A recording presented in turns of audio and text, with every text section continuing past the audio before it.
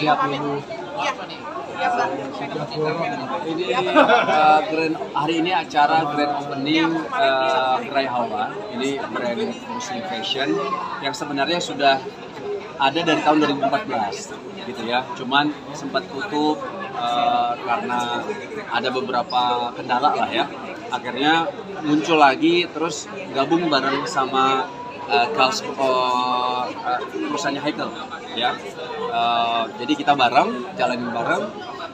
Awalnya masih online dulu, setelah itu berjalan 2 tahun lah ya, akhirnya kita memutuskan untuk ada satu store lah secara offline-nya di Pejaten Village. Kenapa sih? Kalau busana muslim sebenarnya memang ini memang salah satu bisnis awal-awalnya saya ya, Muslim Fashion. Terus kenapa dibilang ya pasti kalau kita mau lihat potensi Muslim Fashion di Indonesia itu kan begitu luar biasa gitu ya. Nah, saya memang ambil segmen yang syar'i gitu, kalau untuk yang Muslim Fashion ini gitu. Nah, jadi sudah cukup lama, terus waktu itu sempat bingungnya itu waktu mau jalanin lagi gitu. Nah, alhamdulillah ketemu sama Haikal memang mau jalanin, akhirnya sekarang yang jalanin Haikal gitu. Kalau saya lebih banyak bantu support yang lain. Kenapa dibukanya openingnya di puasa 2 hari puasa ini? Apa? Di bulan puasa ini. Oh ya, kalau dibilang kenapa di bulan puasa, karena ya kita semua tahu bahwa di bulan puasa atau di bulan Ramadan itu permintaan atau demand dari Muslim fashion itu banyak banget. Baju muslim, baju koko kah, baju untuk yang perempuannya, yang muslimahnya kah, itu paling banyak di bulan Ramadan.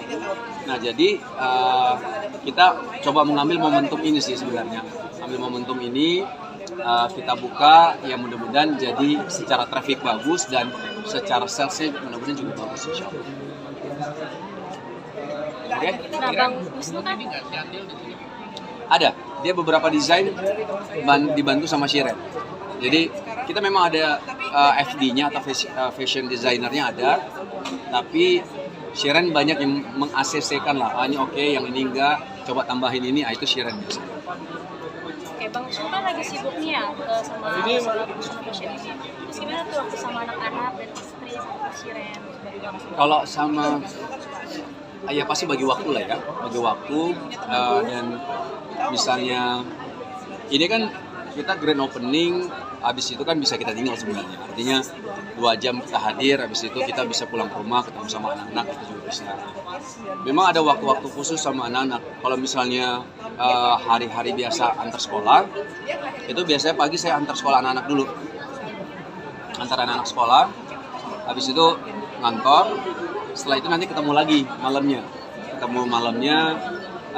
Ya rutinitas saya tuh rata-rata kayak gitu, pagi sama malam sama anak-anak. Nah, terus kalau dalam parenting anak-anak sekarang belum ada berat nggak sih ngajarin anak-anak belajar puasa?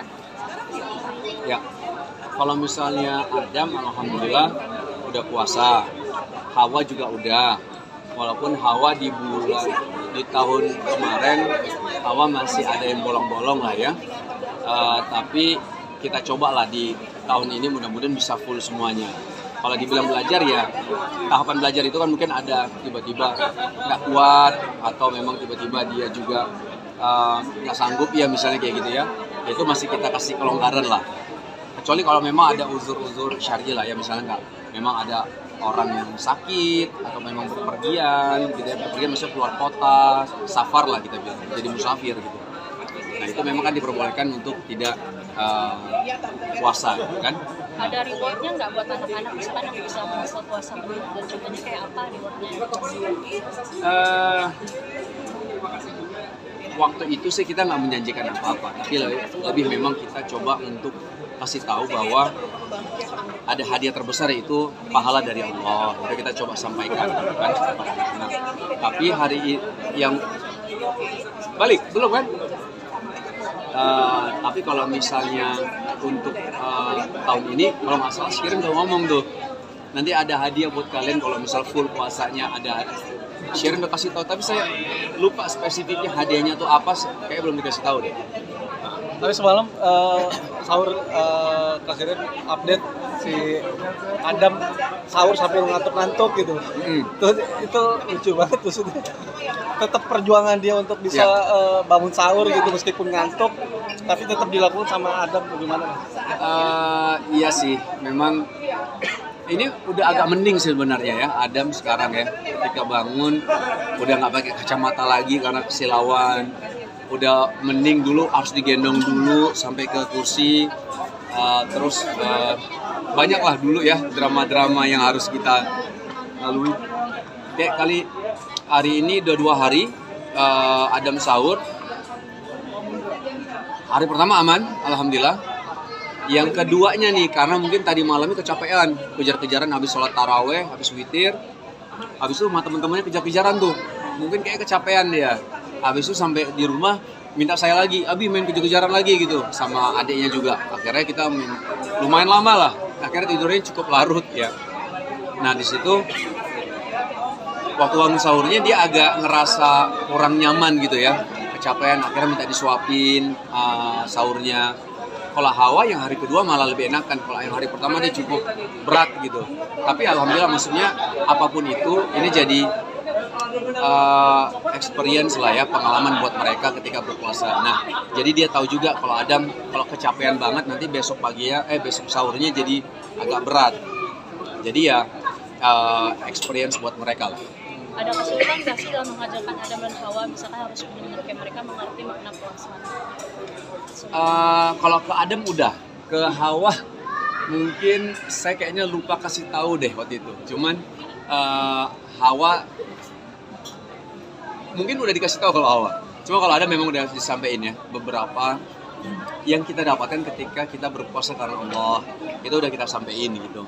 Dan alhamdulillah mudah-mudahan bisa dipahami sama anak-anak kami lah. Nah Bang, menu buka puasa yang paling penting apa sih bagi keluarga wajar? Kalau menurut saya kurma lah ya, kurma karena satu sunnah udah pasti ya. Terus kedua kandungan kurma itu kan mungkin semua sudah tahu juga gitu, itu mengganti energi yang sangat cepat untuk kita gitu kan. Jadi kita jadi langsung bisa beraktivitas seperti langsung kalau nggak mau langsung makan berat, makan kurma, minum air putih, habis itu langsung sholat maghrib misalnya kayak gitu.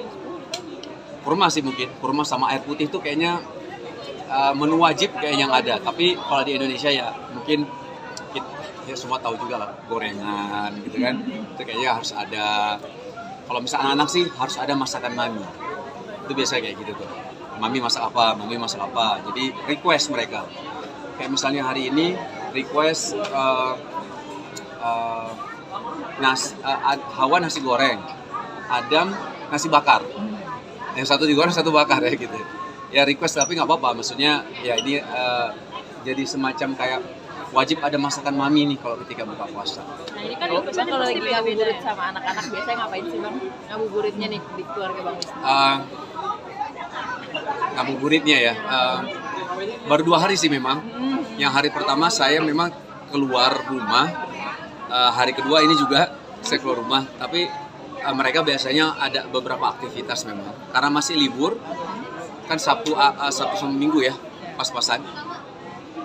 Biasa mereka gambar, terus mereka merojaah, ada juga ya, nggak banyak sih memang. Ada juga